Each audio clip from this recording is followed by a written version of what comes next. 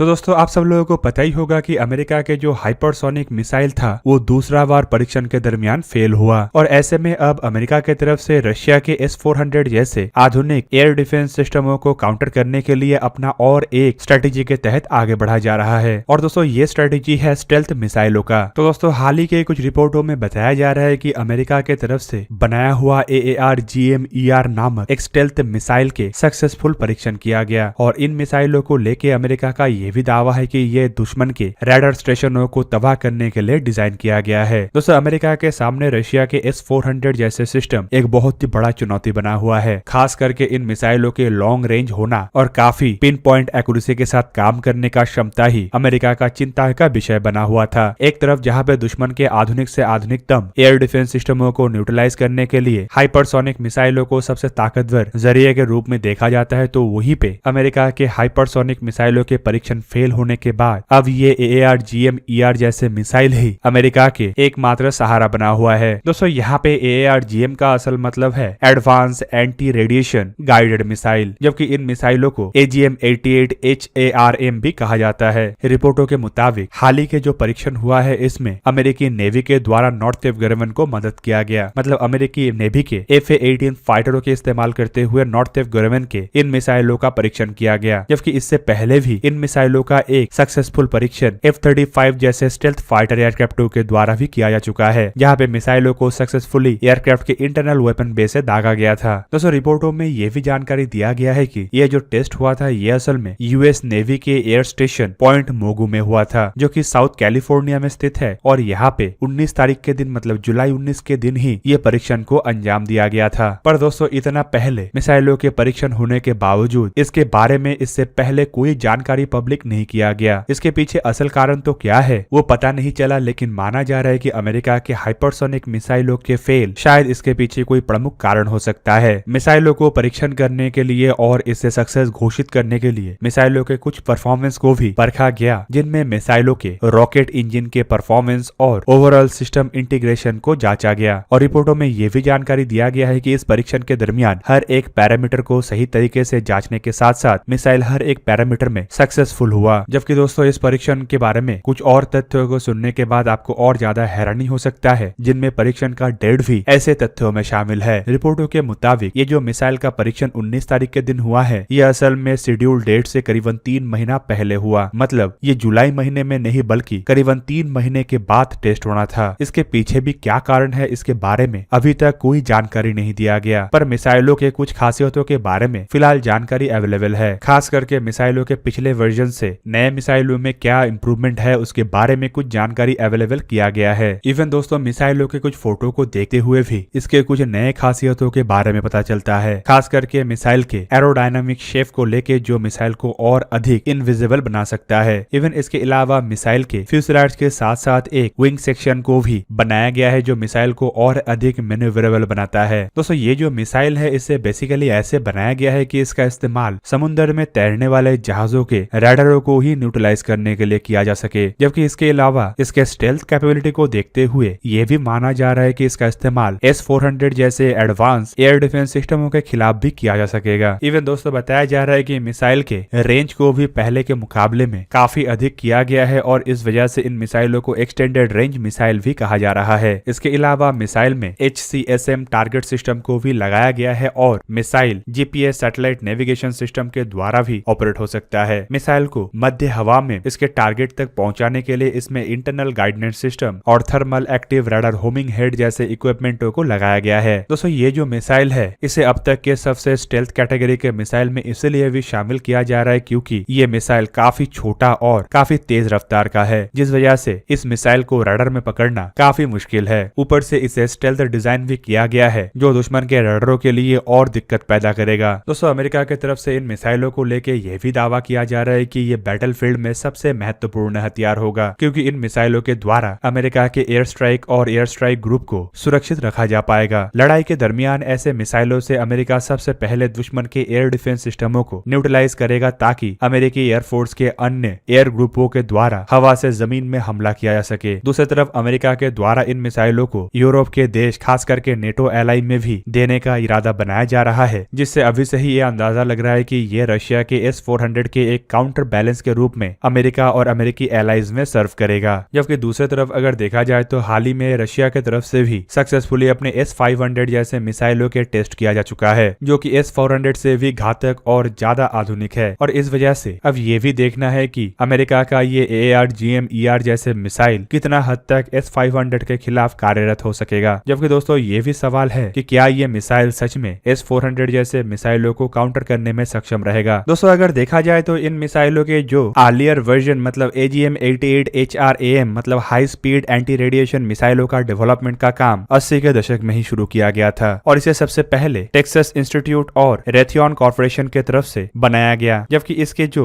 बाद के वर्जन मतलब AGM-88E और ER मिसाइलों के डेवलपमेंट नॉर्थवेव गवर्नमेंट कंपनी की तरफ से किया गया। दोस्तों इसका प्रोडक्शन 1983 से शुरू हुआ और इसे इसके बाद अमेरिकी एयरफोर्स, मैरीन कोर और अमेरिकी नेवी तीनों में ही शामिल किया गया। फिलहाल अगर देखा जाए तो अमेरिका के अलावा कई सारे अन्य देश इन मिसाइलों का इस्तेमाल करता है। इन मिसाइलों ने अब तक कई सारे लड़ाई में भी हिस्सा ले चुका है, जिनमें gulf war, Kosovo war, Iraq war और 2011 से शुरू लीबिया के वॉर तक शामिल है। दोस्तों इसके प्रीवियस वर्जन के मिसाइलों को अगर देखा जाए तो इसका वजन करीबन 355 किलोग्राम है, जबकि लंबाई 4.1 मीटर मतलब 13 फीट के आसपास है और इसका डायमीटर करीब 254 मिलीमीटर या फिर 10 इंच के आसपास है। इसमें 66 किलोग्राम के वॉरहेड को लगाया जा सकता है। दोस्तों ये जो मिसाइल है ये असल में एक डुअल थ्रस्टर रॉकेट इंजन से लैस होता है, जो इस मिसाइल को करीब मार्क 2 के रफ्तार तक ट्रैवल करने में मदद करता है। रिपोर्टों के मुताबिक ऐसे मिसाइलों का रेंज करीब 60 नॉटिकल माइल या फिर 111 किलोमीटर के आसपास है और इन मिसाइलों को कई तरीके के एयरक्राफ्टों में इस्तेमाल किया जा सकता है, जिनमें McDonnell Douglas F-4 Phantom, Northrop Grumman EA-6B,